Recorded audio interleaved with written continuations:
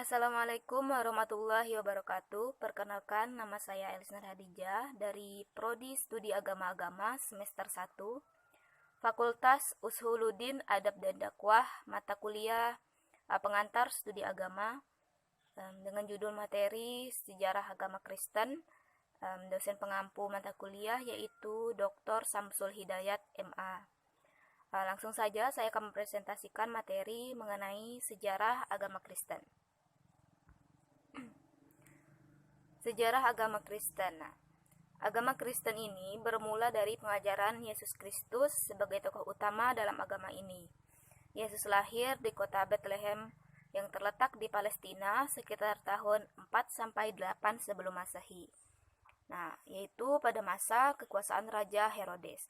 Yesus lahir dari rahim seorang wanita perawan yaitu Maria yang dikandung oleh Roh Kudus.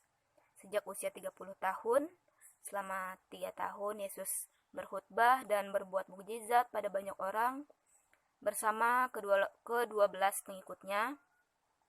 Yesus semakin populer dan dibenci oleh orang-orang Farisi yang kemudian berkomplot untuk menyalibkan Yesus. Yesus sendiri wafat disalib pada usia 33 tahun dan bangkit dari kubur pada hari ketiga setelah kematiannya, yang kemudian ia naik ke surga. Setelah wafatnya Yesus Kristus, rasul-rasul atau pengikutnya mulai menyebarkan ajaran Yesus ke mana-mana, dan sebagai hasilnya jemaat pertama Kristen sejumlah sekitar 3.000 orang dibaptis. Kemudian pada masa awal berdirinya, agama Kristen cenderung dianggap sebagai ancaman hingga terus-menerus dikejar dan dianiaya oleh pemerintah Romawi saat itu. Banyak bapak gereja yang menjadi korban kekejaman Kekaisaran Romawi dengan menjadi martir, yaitu rela disiksa maupun dihukum mati demi mempertahankan imannya. Salah satu contohnya adalah Ignatius dari Antioquia yang dihukum mati dengan dijadikan makanan singa. Saat itu kepercayaan yang berkembang di Romawi adalah paganisme, yang dimana terdapat konsep balas jasa langsung. Namun dengan gencarnya para murid menyebarkan ajaran Kristen, perlahan agama ini mulai berkembang jumlahnya, sehingga pemerintah Romawi semakin terancam oleh keberadaan agama Kristen. Selanjutnya, Romawi pun berusaha menekan dan bahkan melarang agama Kristen, karena umat Kristen saat itu tidak mau menyembah kaisar, dan hal ini menyulitkan kekuasaan Romawi.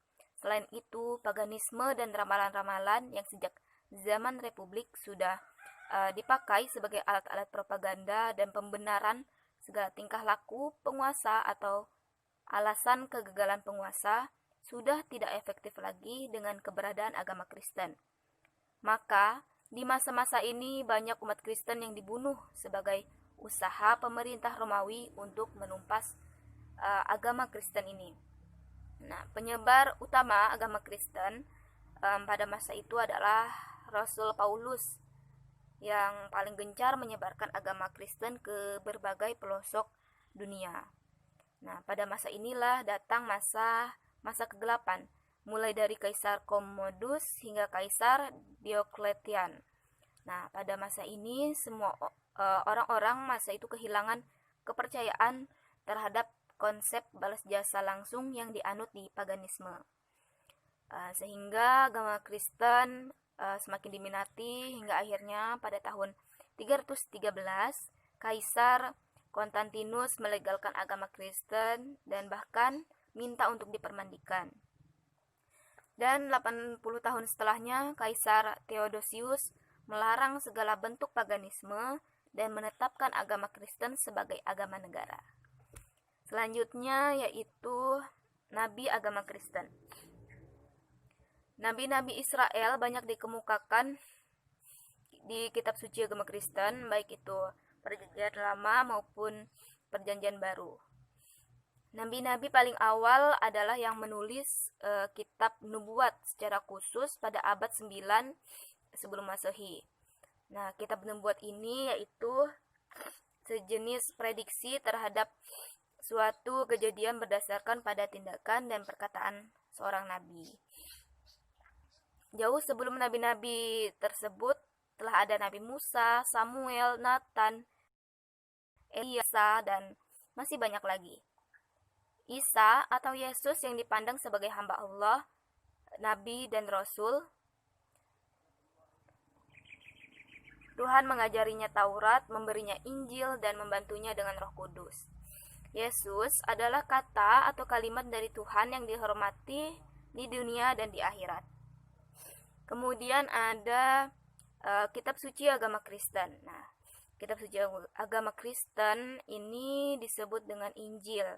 Nah, dalam perjalanan sejarahnya, Injil atau yang dikenal dengan Alkitab atau Bible terdiri dari Perjanjian Lama atau The Old Testament yang terdiri dari 38 kitab dan 1 surat, dan juga Perjanjian Baru atau The New Testament yang terdiri dari 27 risalah.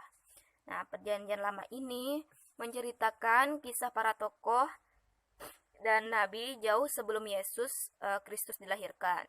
Nah, sedangkan Perjanjian Baru memuat kitab-kitab Injil, yaitu ada 4 kitab yang berbeda seperti Matius, Markus, Lukas, dan Yohanes, yang berisi sejarah riwayat Yesus Kristus dari sebelum lahirnya sampai kenaikannya, serta surat-surat yang ditulis oleh pengikut-pengikutnya. Kemudian tempat ibadah agama Kristen. Nah, tempat ibadah agama Kristen dengan Katolik sama, yaitu gereja. Nah, kata gereja ini sendiri berasal dari bahasa Portugis, yaitu igreja, dan bahasa Yunani yang berarti suatu perkumpulan lembaga dari agama Kristen. Nah, istilah Yunani eklesia yang muncul dalam Perjanjian Baru biasanya diterjemahkan sebagai jemaat. Nah, secara etimologi, kata eklesia berasal dari kata ek yang berarti keluar, dan klesia dari kata kaleo yang berarti memanggil. Nah, jadi eklesia itu ada berarti kumpulan orang atau jemaat yang dipanggil keluar dunia untuk menjadi milik Tuhan. Lanjut. Nah, pokok ajaran agama Kristen. Nah, yang pertama ada Alkitab dan relevansinya dalam kehidupan Kristen. Kemudian bukti-bukti keberadaan Allah, hakikat dan sifat-sifat Allah. Kemudian Allah Tritunggal, yaitu Tritunggal ini berarti satu Allah yang terdiri dari 3 pribadi, yaitu ada Allah Bapa, Yesus, dan juga Roh Kudus. Kemudian ada juga memahami keberadaan manusia dan keselamatan manusia. Nah, kemudian ada juga 10 ajaran Yesus dalam Alkitab. Yang pertama yaitu kerajaan Allah. Nah, tujuan utama Yesus datang ke dunia ini adalah untuk memberitakan Injil tentang kerajaan Allah. Yang dimana kerajaan Allah ini adalah suatu kerajaan yang mencakup seluruh bumi dan surga serta segala isinya. Tetapi kerajaan Allah yang sepenuhnya dan seutuhnya akan terjadi pada akhir zaman, yaitu ketika Yesus datang ke dunia untuk kedua kali. Kemudian ajaran yang selanjutnya yaitu pertobatan. Yesus datang ke dunia ini adalah untuk menyerukan manusia untuk bertobat dan percaya kepada Injil yang terdapat pada kitab Markus. Nah, sebab hanya dengan demikianlah seseorang bisa masuk ke dalam kerajaan Allah dan terhindar dari hukum kekal neraka. Kemudian yang ketiga yaitu ada kasih. Nah, di mana kasih ini terdiri dari 2 bagian. Yang pertama ada kasih kepada Allah, kemudian yang kedua kasih sesama manusia. Nah, yang pertama yaitu kasih kepada Allah harus melebihi kasih kepada siapapun dan kepada apapun. Sedangkan kasih yang kedua adalah mengasihi sesama seperti mengasihi diri sendiri. Kemudian ajaran selanjutnya yaitu kekudusan hidup. Tuhan Yesus menegaskan pentingnya kekudusan hidup dan menjauhi dosa. Nah, anak-anak Allah harus hidup kudus seperti Allah yang Maha Kudus. Selanjutnya, ajaran yang selanjutnya yang kelima yaitu kerendahan hati. Nah, Tuhan Yesus adalah seorang yang rendah hati. Makanya ia juga banyak mengajarkan kerendahan hati kepada murid-muridnya. Salah satunya adalah tentang cara duduk di sebuah pesta agar tidak duduk di bagian depan, tetapi bagian belakang yang terdapat pada kitab Lukas. Kemudian ajaran yang keenam yaitu Tuhan Yesus senang dalam berdoa dan menjadikan doa sebagai hari. Nah, ia juga mengajarkan kepada muridnya tentang doa seperti yang kita kenal, yaitu dengan doa Bapa Kami. Nah, dalam kitab Lukas, dalam perumpamaannya seorang hakim yang tidak benar, Tuhan Yesus menekankan pentingnya berdoa secara tekun dan tak jemu-jemu. Kemudian yang ketujuh ada iman, yang dimana iman di sini dimaksudkan adalah keyakinan bahwa Allah di dalam Tuhan Yesus sanggup melakukan perkara besar dalam hidup manusia, yaitu pengampunan. Allah melalui pengorbanan Tuhan Yesus yang di kayu salib telah mengampuni dosa manusia. Karena itu, Allah menuntut agar mereka yang telah mengalami pengampunan, Allah bersedia mengampuni sesamanya.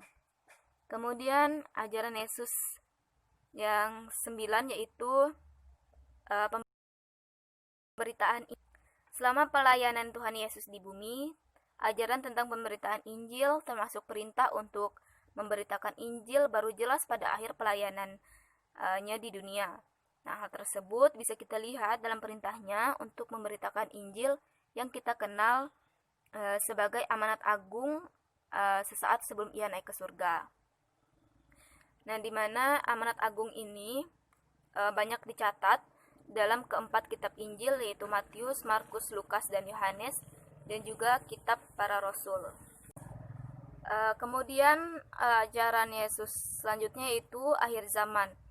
Nah, di mana ajaran tentang akhir zaman mencakup kedatangan Tuhan Yesus yang kedua kali dan peristiwa-peristiwa yang mengikutinya. Dalam kaitan ini, Tuhan Yesus mengajarkan sikap yang benar dalam menanti kedatangannya. Nah, hal ini dapat kita baca dalam khutbah tentang akhir zaman.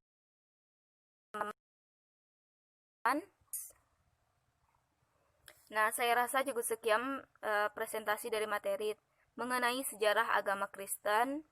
Kurang lebihnya saya mohon maaf. Wabillahi taufiq wal hidayah. Wassalamualaikum warahmatullahi wabarakatuh.